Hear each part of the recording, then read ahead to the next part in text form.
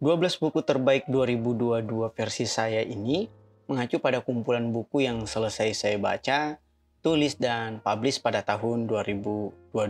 Adapun indikator buku yang baik menurut saya adalah sejauh mana pengaruh buku tersebut dalam mengubah pola pikir hingga mengubah perilaku saya. Ke-12 buku terbaik 2002 versi saya ini adalah kompilasi dari berbagai genre, dari agama, self-development, sosial, bahkan juga kesehatan, dalam hal ini kesehatan mental, hingga pada karir dan bisnis. Dan 12 buku terbaik versi saya ini merupakan seleksi dari 91 buku yang selesai saya baca, tulis, dan atau publish pada tahun 2022. Itu artinya dalam 365 hari atau dalam setahun, saya menyelesaikan rata-rata satu buku dalam 4 hari.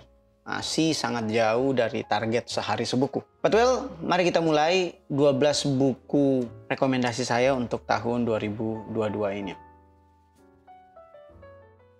Posisi ke-12 ditempati oleh Purple Cow yang ditulis oleh Seth Godin. Buku bergenre bisnis ini membahas suatu premis dasar dalam marketing, yaitu sedikit lebih beda, lebih baik dari sedikit lebih baik.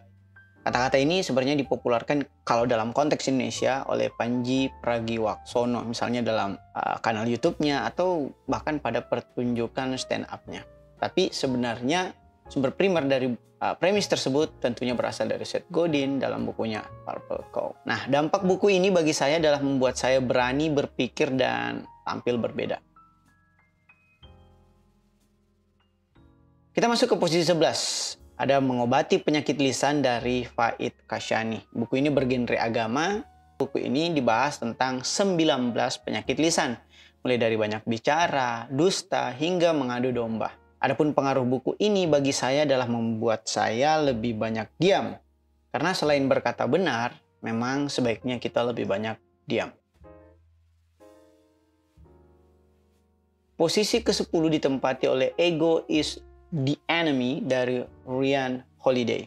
Buku ini bergenre self-development yang membahas tentang bahaya ego yang merupakan musuh bagi pertumbuhan diri kita. Adapun pengaruh buku ini terhadap saya membuat saya harus dapat mengalahkan ego, yaitu kecenderungan untuk mengutamakan diri sendiri. Nah, di posisi 9 ada Make Time dari Jack Knapp dan John Seratsky. Nah, dalam buku bergenre karir ini, Jack dan John membahas tentang cara meluangkan waktu demi tercapainya produktivitas. Adapun pengaruh buku ini bagi saya membuat saya pribadi dapat mengelola waktu dengan baik, menghindari pencuri energi, dan melatih daya fokus. Posisi ke-8 ditempati oleh Why the Richer Getting Rich dari Robert Kiyosaki. Buku bergenre bisnis ini membahas tentang bagaimana orang-orang kaya mendapatkan kekayaannya. Adapun pengaruh buku ini bagi saya adalah membuat saya lebih memilih aset dibandingkan liabilitas, memilih investasi dibandingkan menabung, dan memilih untuk membuka lapangan kerja atau usaha dibanding menjadi pekerja yang membayar pajak. Posisi ke-7 ditempati oleh Zero to One dari Peter Thiel. Buku ini bergenre bisnis dan membahas tentang bagaimana menciptakan bisnis yang belum pernah ada dan akan sangat sulit ditiru. Pengaruh buku ini bagi saya adalah membuat saya berpikir baik-baik sebelum membangun bisnis yang benar-benar bersamudra biru atau belum banyak pesaing. Posisi ke-6 ditempati oleh Psikologi Akhlak dari Allama Muhammad Amin Zainuddin. Nah, buku ini bergenre agama dan membahas tentang bagaimana karakter atau akhlak seseorang itu terbentuk, yang menurut penulisnya terdiri dari 5 pilar, yaitu fitrah, gen, pendidikan, lingkungan, dan kebiasaan. Adapun pengaruh buku ini bagi saya membuat saya memerhatikan betul-betul kelima pilar pembentuk karakter atau akhlak tersebut. Dalam hal ini, fitrah, gen, pendidikan, lingkungan, dan kebiasaan tersebut.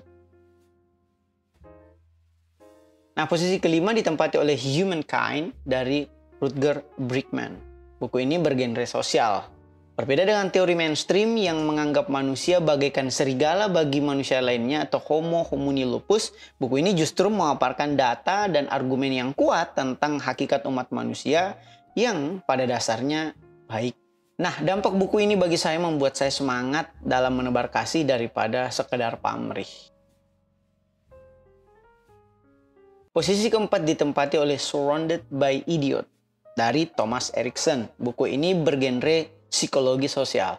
Membahas tentang 4 tipe perilaku, diantaranya merah yang dominan, kuning yang luwes, hijau yang ramah, dan biru yang analitis. Dengan membaca buku ini, saya menjadi mudah mengenali diri sendiri dan memahami mengapa perilaku orang itu dapat berbeda-beda. Nah, semakin mengerucut nih, kita sekarang sudah sampai ke dalam 3 besar. Nah, posisi ketiga ditempati oleh Mindset dari Carol S. Dweck. Buku ini bergenre self-development, membahas tentang 2 pola pikir manusia, yaitu pola pikir bertumbuh dan pola pikir tetap. Dengan membaca buku ini, saya menjadi semangat belajar dan bertumbuh atau growth mindset. Sembari tentunya menghindari pola pikir yang sering menyalahkan keadaan atau fixed mindset. Nah, posisi kedua ditempati oleh Think Again dari Adam Grant. Buku ini bergenre psikologi, membahas tentang pentingnya berpikir ulang sebelum memutuskan sesuatu. Dengan membaca buku ini, saya menjadi sering berpikir ulang. Saya berpikir ulang sebelum menulis, sebelum berbicara, hingga sebelum menentukan sesuatu. Karena kita sangat dimungkinkan mengalami bias dan kekeliruan atau kesalahan, hingga kita perlu berpikir ulang seperti para ilmuwan. Nah, sekarang kita masuk ke posisi yang pertama. Dari 91 buku yang saya baca pada tahun 2022, buku terbaik menurut saya adalah Jatuh pada Rahasia Ibadah yang ditulis oleh Jawad Amuli. Buku ini bergenre agama, membahas tentang alasan mengapa dalam Islam suatu ibadah itu diperintahkan. Mulai dari alasan mengapa kita harus sholat, puasa, berjihad, dan seluruh ibadah lainnya. Dengan membaca buku ini, saya menjadi lebih memahami rahasia mengapa ibadah sangat baik bagi manusia, yaitu demi kesempurnaan manusia itu sendiri, tidak ada sama sekali kaitannya demi menyempurnakan Tuhan.